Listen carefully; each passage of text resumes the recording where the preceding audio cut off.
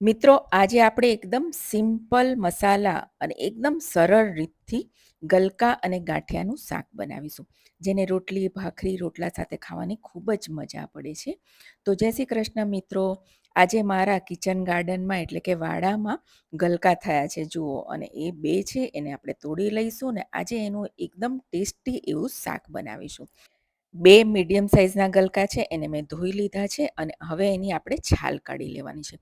મિત્રો, બજારમાંથી આપણે ગમે એટલું મોંઘું શાક લઈને આવીએ ને, પણ ઘરમાં જે આપણે વાવેલું શાક હોય છે ને એની ખાવાની મજા જ કંઈ ઓર હોય છે. એમાં મીઠાશ ઘણી હોય છે કારણ કે ઓર્ગેનિક હોય છે. આપણે કોઈ પણ ખાતરનો ઉપયોગ નથી કરતા હોતા અને આપણે પોતે વાવતા હોય છે, તો એની ખાવાની કંઈ મજા જ હોય છે. જુઓ, મેં છોણા કાઢી લીધા છે. હવે આપણે ગલકાને ટેસ્ટ કરી લેવાનું કે કડવું તો નથી ને, અને એને આ રીતે નાના નાના ટુકડા કરી લઈશું. ટુકડા તમે તમારી ચોઈસ પ્રમાણે કરી શકો છો. મેં આ રીતના નાના નાના કર્યા છે અને હવે એને આપણે એક ગળણીમાં લઈ લઈશું. મેં ગલકાને પહેલે ધોઈ તો લીધું છે, પણ હવે આપણે એને કટ કરીને પણ એક વખત સરસ પાણીથી, ચાલુ પાણીથી આપણે એને ધોઈ લઈશું અને સાઈડમાં રાખી દઈશું. હવે એક આપણે લસણની ચટણી બનાવી લઈશું. એના માટે એક ખાંડણી લઈ લઈશું ને એમાં મેં અહીં 8થી 9 લસણની કળી લઈ લીધી છે. તમારી પાસે જો લસણની ચટણી હોય તો તમે યુઝ કરી શકો છો. એને આપણે દરદરી વાટી લઈશું અને એમાં એક મોટી ચમચી લાલ મરચું નાખીશું.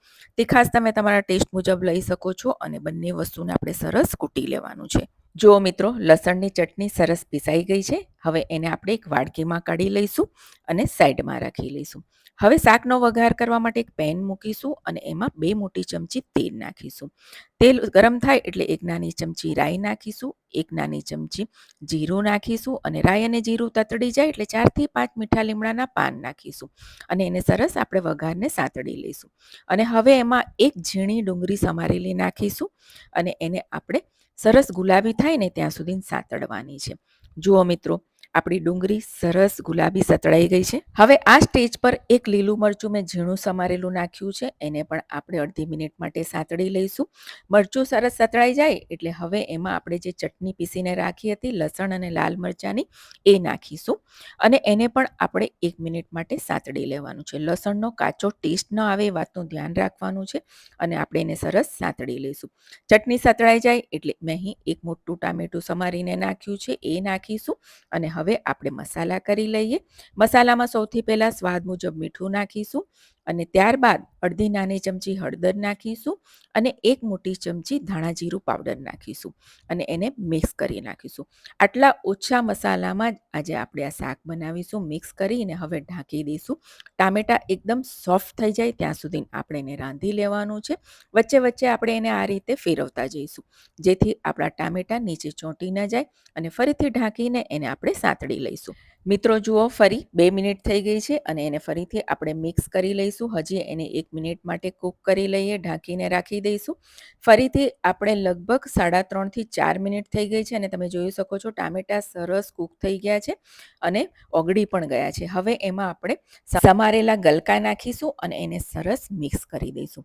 મિક્સ કરીને ઢાંકીને આપણે આપણા ગલકા બરાબર કૂક થઈ જાય ત્યાં સુધી આપણે એને રાંધી લેવાનું છે. પાણી નાખવાનું નથી. ગલકા એનું પોતાનું પાણી છોડશે. જુઓ, હું 2 મિનિટ પછી જોઉં છું તો જુઓ પાણી સરસ વધારે થઈ ગયું છે. ગલકા એનું બધું પાણી છોડી દીધું છે. ફરીથી ઢાંકીને આપણે 2 મિનિટ માટે ગલકા ચડી જાય ત્યાં સુધી આપણે કૂક કરવાનું છે. જુઓ, ગલકા આપણા સરસ ચડી ગયા છે.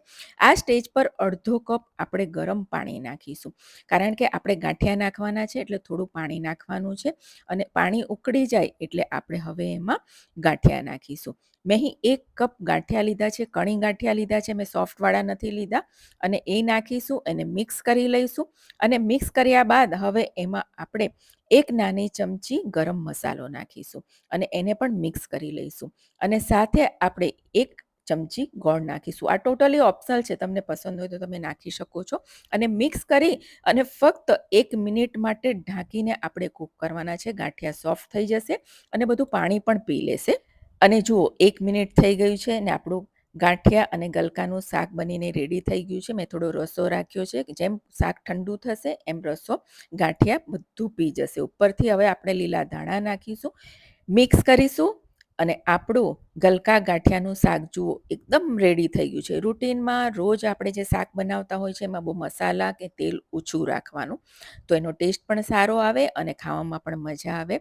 શાકને આપણે ગરમા ગરમ સર્વ કરી લઈશું, એને ભાખરી સાથે, રોટલી સાથે, રોટલા સાથે ખાવાની ખૂબ જ મજા આવે છે અને એકદમ ટેસ્ટી પણ છે.